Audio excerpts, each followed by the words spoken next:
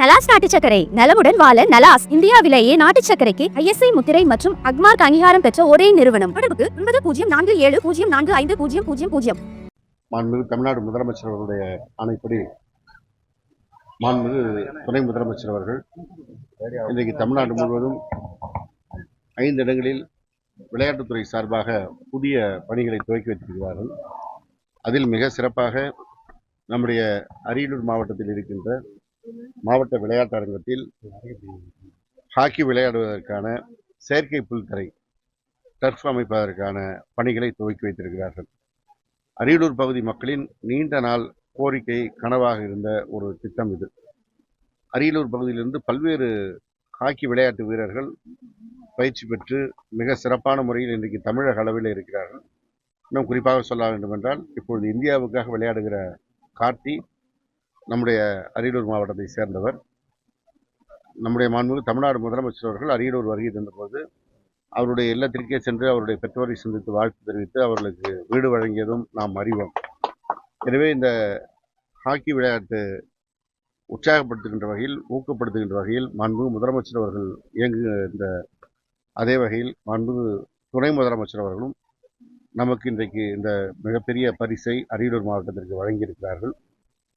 எதிர்வரும் காலங்களில் இன்னும் கூடுதலான விளையாட்டு வீரர்கள் அரியலூர் மாவட்டத்திலிருந்து பயிற்சி பெற்று தேர்ச்சி பெற்று உலகளவில் விளையாடுவதற்கான வாய்ப்பை இந்த செயற்கை புல்துறை மைதானம் ஏற்படுத்த இருக்கிறது. இப்பொழுதே ஒவ்வொரு வருடத்திற்கும் குறைந்தது 3 பேர் 4 பேர் பல்வேறு நிறுவனங்களுக்கு விளையாட்டு வீரர்கள் என்ற அடிப்படையில் தேர்வு பெறுகிறார்கள். அதில் முக்கியமாக நம்முடைய அரியலூர் மாவட்டத்தை பொறுத்தவரை ஹாக்கியிலிருந்து தான் தேர்வு பெறுகிறார்கள். எனவே இன்னும் எதிர்காலத்தில் புதிய இளைஞர்களுக்கு இந்த வாய்ப்பை ஏற்படுத்தக்கூடிய சிறப்பான செயற்கை புல்தரை வழங்கிய மாண்புமிகு முதலமைச்சர் அவர்களுக்கும் மாண்புமிகு துணை முதலமைச்சர் மரியாதைக்குரிய உதயநிதி ஸ்டாலின் அவர்களுக்கும் அரியலூர் மாவட்ட மக்களின் சார்பாக நெஞ்சார்ந்த நன்றியை தெரிவித்துக் கொள்கிறேன். இந்த செயற்கை புல்தரை மதிப்பு 10.1 கோடி ஆகும். திமுக கூட்டணி கட்சிகளை எடப்பாடி தொடர்ந்து விமர்சனம் செஞ்சுருக்காங்க. குறிப்பாக நேற்று கம்யூனிஸ்டையும் விசிகாவையும் விமர்சனம் பண்ணிருக்காங்க. அதை பற்றி என்ன நினைக்கிறீங்க? மரியாதைக்குரிய முன்னாள் முதலமைச்சர் எடப்பாடி பழனிசாமி அவர்கள் விரக்தியின் விளிம்பில் இருக்கிறார். முதல் நாள் பேசுவதை மறுநாள் மறுத்து பேசுகிறார். அடுத்த நாள் வேறு ஒரு புது கதையை அவரே திரித்து பேசுகிறார். தான் பேசியதையே வேறு யாரோ கண்காது மூக்கு வைத்து பேசியதாக அவரே பேசுகிறார். அவருடைய ஒவ்வொரு நாள் வீடியோவும் ஒப்பிட்டு பார்த்தால் அவர் எந்த அளவிற்கு விரக்தியின் விளிம்பில் நிற்கிறார் என்பது புரியும். அவர் புதிய கூட்டணிகள் அமையும் என்று பார்த்தார், அமையவில்லை. பாஜக என்று அவர் தோரிலே ஏறி உட்கார்ந்து கொண்டு அவருடைய கொள்கைகளை, பாஜகவின் கொள்கைகளை இவர் பேசுகின்ற அளவிற்கு கொண்டு வந்து விட்டார்கள்.